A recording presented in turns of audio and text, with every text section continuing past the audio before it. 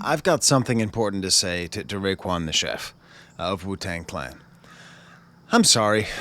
I'm sorry, Ray. It's been about 30 years now, and I think I've been underrating you for 30 years. I have this weird thing I'm just starting to understand, where anytime there's like a rap duo, I tend to like the one who's maybe a little more flashy or a little more remarkable in some way, and then I tend to sort of downplay the other. I mean, this follows to like Elucid with Billy Woods, or Thagad Fahim with Makami, or hell, Parish with EPMD. Like this is a long time I've been having this sort of issue, and I realized in reviewing your new album, Ray, The Emperor's New Clothes, that like I've just been missing out. I've been a goofball, and I appreciate this chance to revisit Raekwon the chef. I don't know which way he prefers to be called. I know he's called Ray, but I've always called him Raekwon. So, anyways, Mr. the Chef, I'm sorry. Now, that's not to say I have never enjoyed your music. I mean, you want proof? Look, there's my CD of Only Built for Cuban Links, or as I used to think it was called, Strictly Built for Cuban Links. Because back in the day, you didn't see album titles; you just had the CD in your car, whatever, right? So that's how much I love. But not even that. Don't worry, I have two. I have two CDs by Raekwon the Chef. They're both Cuban Links. I don't know why. I was looking through my CD collection. I guess it's an album so nice I bought it twice. It really is like one of the best rap albums of all time. I still say that Incarcerated Scarfaces is the best Wu-Tang Clan beat. I love that beat. I love this album. But what ended up happening was, and I don't know if I'm alone out there. Any of you Wu-Tang heads can tell me. Like I just listened to it all, and it all sort of like blended together. So like back in the late '90s, if you gave me like $1,000 and said, "Is this song on Iron Man or Cuban Links?" I wouldn't know. I wouldn't. I'd be like, I'm not really sure. But when we think about Raekwon in the context of like the history of hip hop, his verse on Cream is like the heart of the Wu-Tang Clan. That's like the soulful center of their initial rise. And so I've been trying to think, like, why have I not listened to Raekwon the Chef? Like what's been stopping me? Thank you for auditing the Always Positive New Music Review Show, hosted by a French professor who's doing kind of a fun experiment. I'm going to be reviewing this old, incredibly old school artist, Raekwon the Chef, and his new album. And then tomorrow I'll be releasing a video on an incredibly new school 20-year-old named Fake Mink. Just kind of fun, the breadth of hip hop. So why did I stop? And why did I restart? Well, the reason that I decided to review this album is a funny thing. So I got an email from, I don't know, a publicist or somebody working with Mass Appeal, like asking me if what will it take for me to review this album. They didn't like offer me money specifically, but it seems like maybe I could have tried to get paid or something, or working with my team. I don't have a team. I just got Bo and Toby. I don't have a team. Those are my dogs. I don't have a team. I don't really do sponsorships. But then I realized, like, what kind of world am I living in? What kind of looking glass am I through where Raekwon the fucking chef is like asking me to review his music?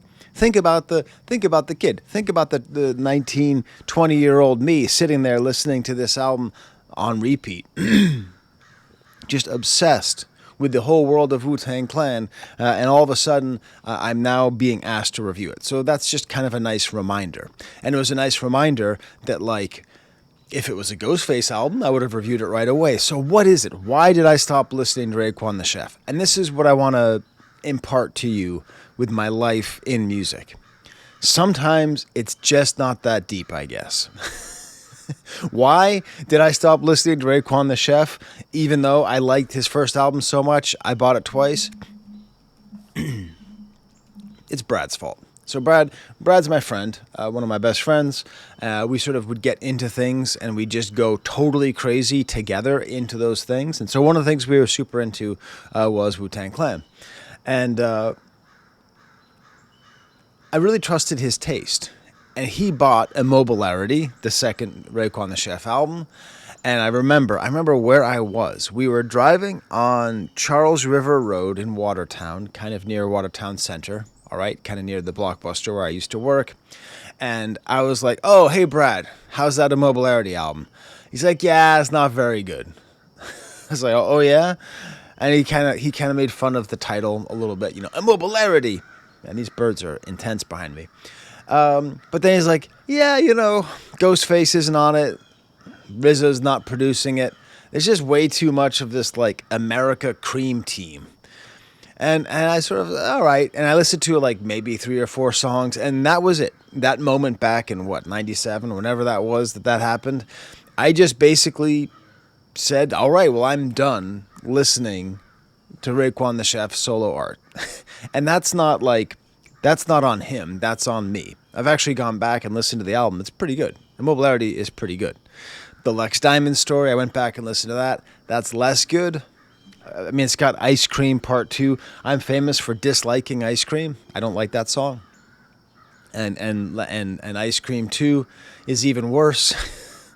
That Coochie Is Mine. I just might need it this time. Capadonna. Beauty mark right on my balls. Girl, have a nice lick. All right, Capadonna. Oh, Donna. But like, I cut myself off from Raekwon the Chef for this random-ass reason, and then I miss Cuban Links Part 2. Now, whenever I see that an album has, like, when a classic album has a sequel, I'm suspicious. There's not that many Chronic 2001s out there. But in revisiting it for this video, holy cow, that album's really good. I mean, it's a 4A album. It's a good 4A album by a wu-tang member in 2009. Just listen to. Did you know this? Did you know the producer list on Cuban Links Part 2 might be like the best producer list in the history of hip hop? Okay, just listen. Okay, this is not even a joke. RZA, Dr. Dre, Eric Sermon, Marley Marl, Alchemist, J Dilla. I mean, that is like at least 3 all-timer, no doubt, top 5 GOAT-style producers. And 3 more. It's unbelievable. Anyways. So, like it's been a nice time revisiting his music. And what I've realized is the issue is he neither like fell off and required a redemption arc, nor did he like super duper evolve with the times. He didn't like try to go pop. He didn't try to switch up his style. He just sort of kept being Raekwon the Chef as time moved on. And there's been less and less space for older rappers who are still just doing their thing. And he's just like a doing their thing guy. He just does his thing, and he does it super well. And his thing is so good that it made one of the most classic rap albums of all time. Thankfully, we now live in the mass appeal era, where Nas, and I think Nas is the one who's behind it. After releasing his 6th grade albums, he produces Slick Rick. He's going to be putting out a Ghostface album. He's going to be putting out a De La Soul album. Like, he's doing a very good job of honoring the thing that he was trying to do with that Hip Hop 50 concert that I went to in the Bronx a couple years ago, and just sort of like really make sure that older rappers are able to get their flowers now, that people who have maybe sort of said, well, I'm kind of done listening to Slick Rick, I'm going to be done. He's making sure they're back out there. And then it's part of this larger moment where there's more and more older rappers, LL Cool J, Eclipse, all that. Like, they are being allowed back in, except there's a caveat here. For all you old rappers, you can come back, but you have to be good. And all of a sudden, I don't know why I said that in such an obnoxious tone. You have to be good. Let me take a sip of my coffee. Chill out on my tone for a second. You have to be good. Put that in the comments if I'm an insufferable prick. Do you hear yourself talk, Skye? Sometimes. And it's a nightmare. It has to be good. I sound like Bill Maher. It has to be good. So you can come back and there is space and people will be checking for you, but you have to give them something that is worth listening to. And that's what the mass appeal wave has been able to do, is just put together good producers, get rappers back into their bag doing their things. And what do we have here with The Emperor's New Clothes? It's an album full of producers who, this is not Cuban Links 2. These are not the world's most famous producers. There's a Swizz Beatz beat, but beyond that, it's dudes like Frank G, But even if the beats are made by people whose names you might not know, they're awesome. They're grimy. They work really well with Ray's style. And in the end, the good parts about this are also the bad parts, which is just like, do you want more?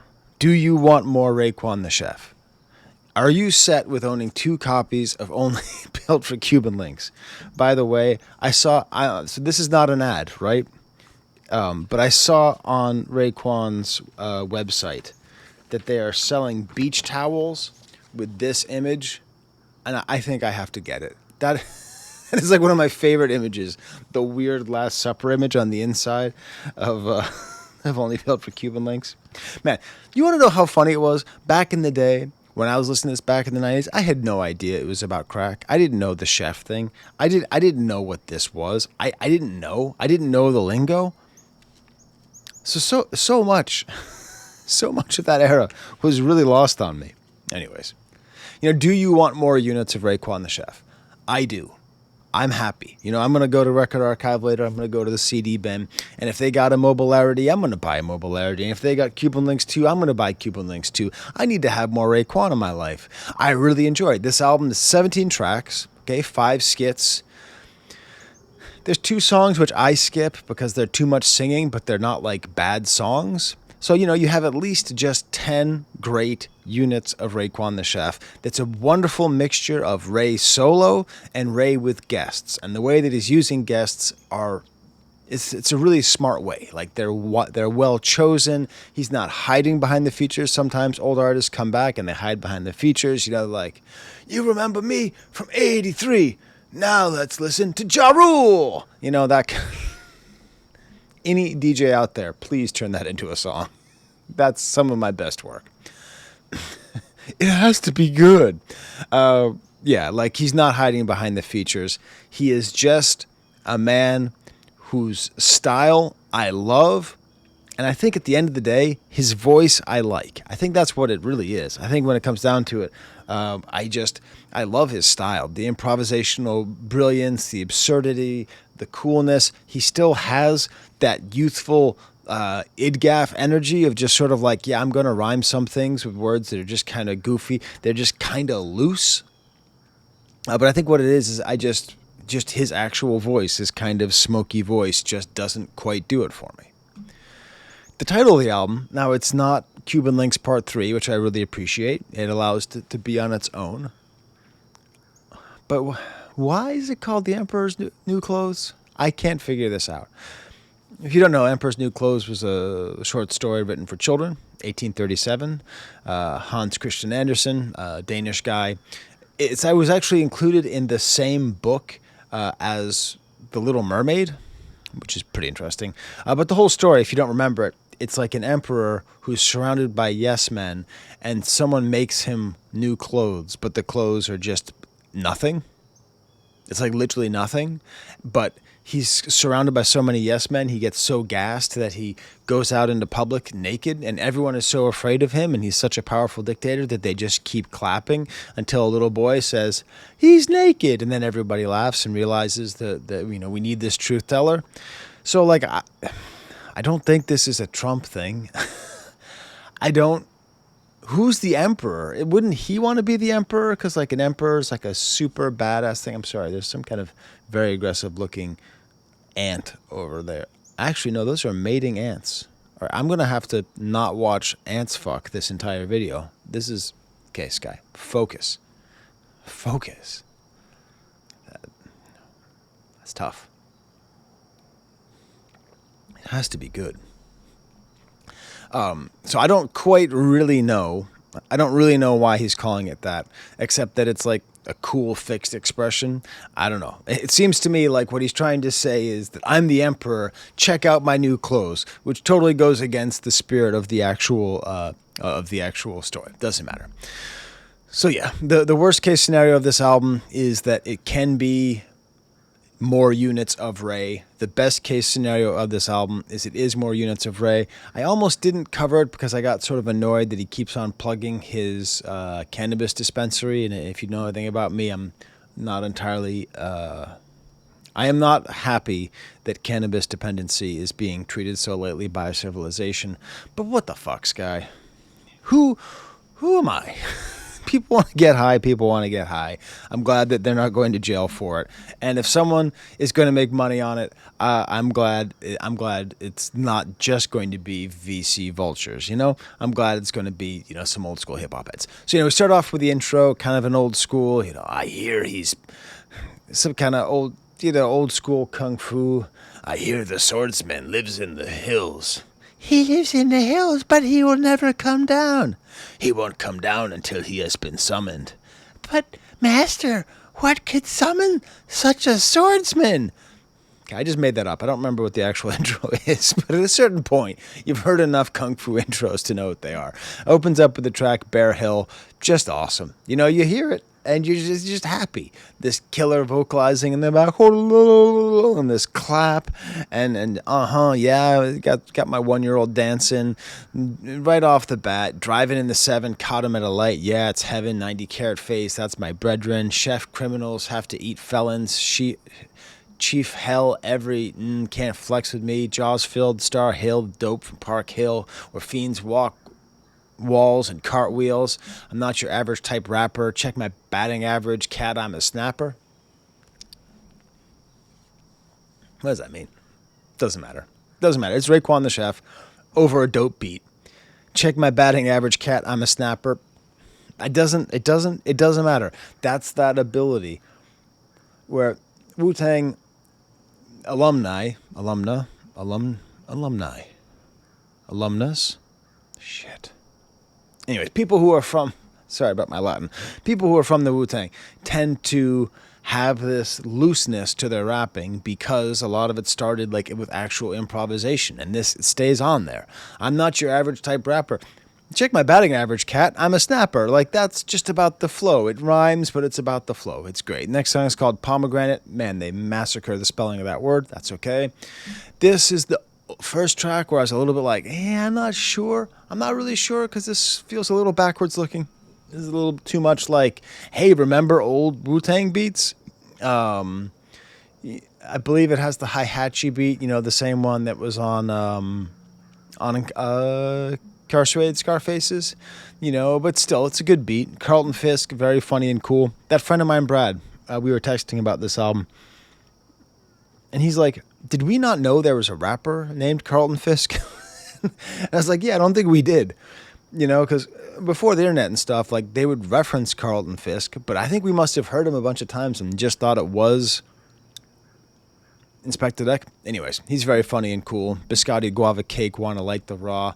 Inspector Deck, just an absolute killer opening verse. You know, he's one of the great people at starting a verse.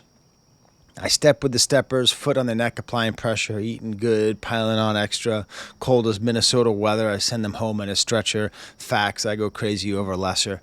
Later, he has a line, which Wu-Tang is just great at giving you lines that are just quotable. Your flashlight next to the physical sun. Awesome. Just throwing in the physical there. It's nice to hear him doing well. Veterans Only Billionaire Rehab is this imaginary retirement home that they're describing for old rappers. It's funny. It's goofy. Thank you for your service, legends. And then we get to Wild Corsican. And this is really funny because I didn't know really who Griselda was up until the album What Would Cheen Do, right? WWCD. I've now reviewed, 30 Griselda projects, but part of this whole channel has been me figuring out what's going on in rap music and the joy of discovery, right? Because for a large period of time, I just wasn't listening. I just wasn't checking for new music. I wasn't checking for new music from old artists. I wasn't checking for new artists from new music. And it's funny because I remember when I listened to that the first time, and Raekwon the chef does the intro, saying like, you guys are doing your thing, man. And I remember thinking, oh man, this is awesome. Whoever these guys are, they gotta be real. They gotta be real because they got Raekwon the chef giving his stamp of approval. Now, 6 years later, it's like reversed. Now it's reversed where they are giving him the stamp of approval for the cool kids. Like the people who would like Wu-Tang Clan now like Griselda, and they also need to be reminded that so much of what Griselda is just building on what Wu-Tang did, right? It's a wonderful back and forth. Great kind of Aretha Franklin sample here, this Gifted in Black thing, super compressed beat. That's actually a thing I noticed on the album a fair amount. Like I think it's good. It's a different kind of sound, and just great intergenerational excellence. The school of the Cuban links. That's what we're in. That there are rappers who are just like this is their teacher. Oh, I see what happened here. This says manufactured for BMG. That means I must have got my first copy from BMG. The like CD through the mail system. I don't know. Why do I have two? And everyone's just coming in with respect. Conway comes in, talk about buying birds. They ain't buying a gram. About to kill him, Ray. I'm tired of playing. Benny comes in, super strong. Couldn't handle a 1 to 3. Not understandable because I've been an animal on a leash. Awesome. Raekwon's chorus is great. West Side Gun is trying really hard. Sometimes he tries, sometimes he doesn't. Out on T-neck, I'm on a cot laying sleepless, 23-1 recess, friends count, wrinkled money, teethless. I'm a die for my respect. Awesome. That was as good of a West Side Gun verse as that was a bad impression. And then Ray comes on, he just kills it. He wins the song, best verse. I bet you can't afford to pay the wager, worthy of my bullets. Nah, some of you not. Here's a razor. Let it slide on you, open your knot, yeah. Great. One Life, Stacey Bart featuring. This is just that kind of sing-songy. It's fine. A little too much old man wisdom. Barbershop sketch, pretty much what you expect. Open Doors featuring Tommy Nova. I really enjoy just how catchy the horns are on this song. All I want is paper and some acres. Watch the Lakers get smashed up. We some Knicks, F the neighbors. I always love any Laker hate. 600 School is the standout track of the album. 600 School is just like, whoa, uh-oh. Are you trying to tell me the whole album could have been this good? The rest of the album's good, but the whole album could have been this good? Fuck. Man, this song rules. I mean, this is the Swizz Beatz. Great stutter step. I thought it was actually a Force Awakens sample. I looked it up. It's actually a Basement Jack sample, but it sounds like just has that kind of epic feel, built so well. Swizz Beatz is just, he is aging amazingly well. It's just people aren't really checking for him, but all the stuff that he does now is really good. And just Raekwon just works so perfectly. He's got so handsome, his cutie on his future. That's fuchsia, flexing in a spectrum with Medusa, Versace jean jacket, interiors blue cut, no hookah, only eating big bags, eating grouper. You scavengers, run and tell your managers the woo's coming. Great. And then Ghostface jumps in. Is there any greater moment? Is there any greater moment in hip hop than when Ghostface jumps immediately onto the beat after Raekwon the Chef? There's something about the similarity, the brotherhood, and they're not brothers, but the brotherhood of their styles and the smoky coolness of Ray, and then this sketchy, like, aggression of Ghostface, just that moment. That's what I'm talking about. That's why I'm a jerk for just only 2 copies of this. Like, we need to have, like, every Ray and Ghost song, like, put in the Smithsonian and protected for the way that they interact with each other. Awesome. Pulsating plug click, do damage. Plus, got them semi-autos when we out in Yemen. Man, there's so many references. Old school rappers talk about being in Yemen, Abu Dhabi, Arab Emirates, Qatar. I think it's because that's where they're getting paid. I think that all those oil states are trying to. I don't know. It's weird. And then Method Man comes on. It's my new thing. I think Method Man is the most underrated rapper of all time. Think about it. He is loved. He is appreciated.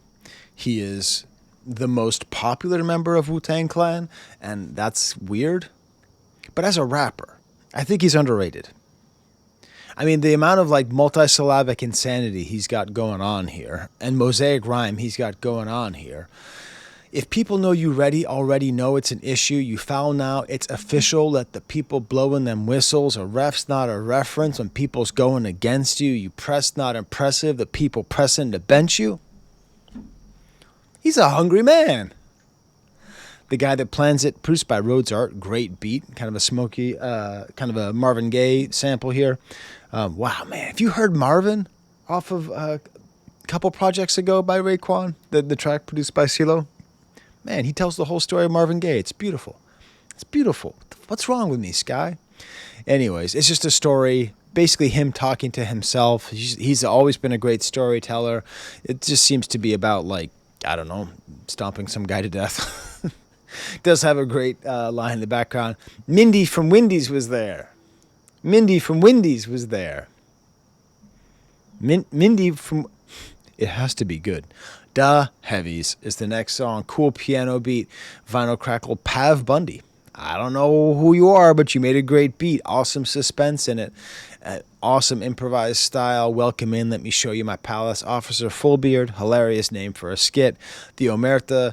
This is produced by Nottz, Nottz, who, like, damn, man, he has a pretty good resume. He did Barry Bonds, which is one of my favorite Kanye songs. He did Nostalgia. So pretty interesting. It's sort of an old school style beat. You know, it's got everybody get involved, get into it by James Brown. But it's nice hearing James Brown samples again. Kind of searching organs, tight beat. Nice 2 verses from Ray. Louis Luggage, Puffin' the Doobie Brothers. We straight haters. Ferragamo glass shoe taste. What's this? Just silk and a crunch wrist. You lunch-ins. Colin Chef. If there's leftovers, they eat everything. Some get caught in their best moments. And then we get Nas's verse, and it's a great verse. Jesus, what, man, what are you on today, Nas? He's talking about buying art, and he's talking about Central Park. Another painting was Black Natives before Central Park. You know the claims. This was all natives terrain, and the year was like 16-something. So this could mean hustling. Began when the Indians finessed the Dutchman with opium on horseback, way before crack. There's always been a mecca for supply and demand. Every era ledgers in this land was going hand to hand. Damn. I'm not sure on his history. Okay, I'm not sure the history here all checks out, but it's a fascinating idea of seeing a painting from the 17th century in New York and tying it together with what's happening now with people going hand to hand and finessing each other. Yeah, Nas deserves more respect for what he is doing for hip-hop history. He really does. I know he's an artist, and he is a relevant, meaningful artist, but he is really putting in a ton of work. You know, I feel like Questlove gets a lot of credit, and he should, for doing this kind of stuff. But, like, Nas is doing it in a different way, and it's great. Get Out of Here, featuring Ghostface, Frank G again, slow languid beat starting. Kind of a funny old man verse from Ghostface. Cigarette lighters and pool halls, a bad bitch, old jukebox playing that Lou Rawls. Nicky Barnes dope gets stretched out. Heroin addicts that OD, I'm putting the rest out. Dusting off Donna Summer LPs. You know, there is a degree to which I think Ghost is the most comfortable with just being an old guy. And I like that about his last album, the Pretty Tony album. You know, I'm an old guy. I'm going to talk about I'm going to talk about Donna Summers. I'm going to sing about Lou Rawls, you know. All right. Sober Dose Gift on your vegetable game, heavy. Deborah Nightwine, another kind of singy song, kind of skipped it. Album ends with Mac and Lobster. More Ghost and Ray. Strings and tight drums. It's a simple beat. It's just for the rhymes. A hilarious Raekwon chorus. Lake Secondo and the Congo, 2 Hawaiians with me, 2 spikers and a white horse and a pound of piffy. One day you might fall, don't even try to trip me. 1 second, I have to text my wife. Yes, I will get. Yes, I will. Sorry, I have to go. One of the babies is up, so I'm going to go get the baby. Which is great, because the album's over anyways. Ghostface really makes me want Gucci swimming trunks. Gucci swimming trunks, swung dive, I do it in style. Man, how much are Gucci swimming trunks? I don't know, but it's great. Mac and Lobster. Macaroni and cheese with lobster in it. Pretty good, pretty tasty, and a pretty tasty album. So there you go. I got to go get my 3-year-old. I appreciate your attention. Long live hip hop. Long live Wu-Tang Clan. Long live Raekwon, the chef. There's the camera.